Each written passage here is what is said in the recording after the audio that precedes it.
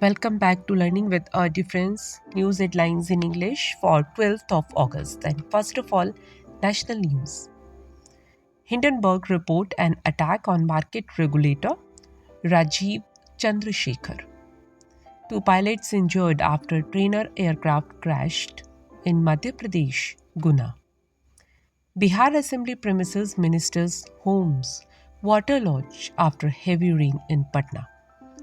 Pak pushing highly trained foreign terrorists into Jammu and Kashmir, Lieutenant Governor.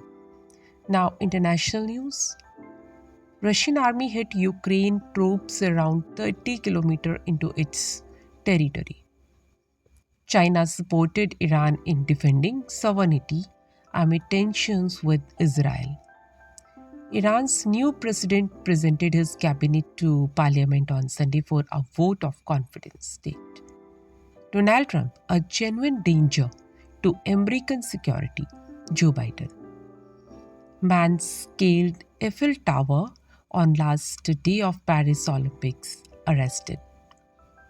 Bangladesh interim leader Muhammad Yunus freed in corruption case, a report said.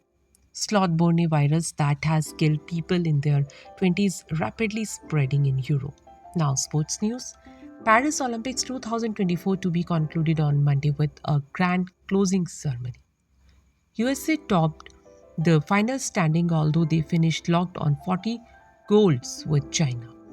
USA fend off France for women's Olympic basket gold. Now, business related news.